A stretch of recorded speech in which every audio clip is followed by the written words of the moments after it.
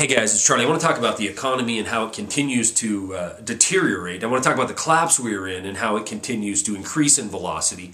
I want to talk about the wars that are being waged in your name, and you're given one reason and we find out it's something else.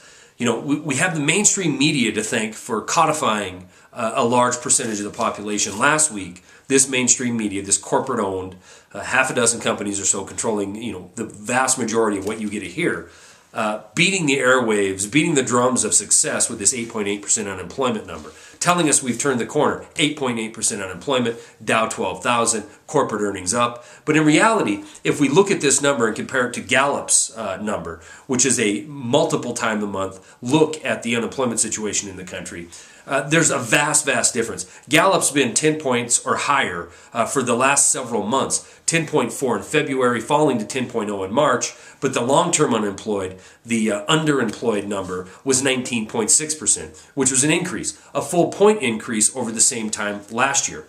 And the consumer sentiment, it has fallen off a cliff, in large part due to the actions of the Federal Reserve and quantitative easing, bringing us the highest increase ever in the month of March in fuel, and bringing us the giant increase we've seen in food-based commodities, far higher than the Federal Reserve's announced 2% inflation. Everybody who has to buy food realizes that inflation is far higher than that. They realize that their grocery bill is double what it was last year and promises to only get worse from here. Yet in D.C., we have contrary points of view, both telling us the exact same truth, which is we're heading for a cataclysm financially, far worse than 2008. On one side, you have Erskine Bowles on the President's Commission for Fiscal Sanity telling us that if we don't stop now, if we don't turn the corner, not a year from now, not 10 years from now, if we don't fix this right now, we're going to fall off a cliff that makes 2008 look like a walk in the park. And you have Tim Geithner issuing, and Ben Bernanke, issuing what I consider to be veiled threats to Congress. Tim Geithner today with another letter saying if you don't raise the credit card limit, we're going to have a crisis that makes 2008 look like a walk in the park. The reality of it is there's some truth in there. We are heading for off the cliff. The collapse has begun. The acceleration is the only thing that's going to change. We have the federal government in the month of March taking in $128 billion and turning around and spending $1.05 trillion.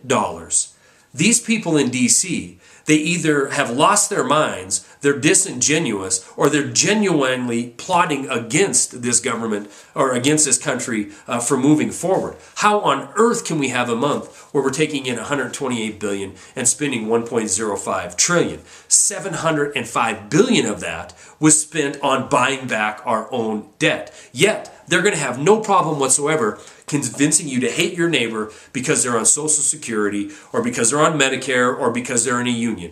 When in reality, $49.8 billion was spent on Social Security, $47.4 billion was spent on Medicare, yet nearly $40 billion was spent paying defense contractors for wars we're engaged in around the world. And on that geopolitical front, if we look at what's going on in the Middle East, we have a situation where Yemen now is in the crosshairs. The president of that country, Salih, who has been an ally, we've been told he's been an ally on the war on terror, is being told, get out of the way or else. Now, we know what happened with Gaddafi. We launched an air war against him, and now it turns out, according to rebel commanders on the ground, there's Al-Qaeda in their ranks. We're literally providing air support for the enemy that we've been sold for the last decade in this country.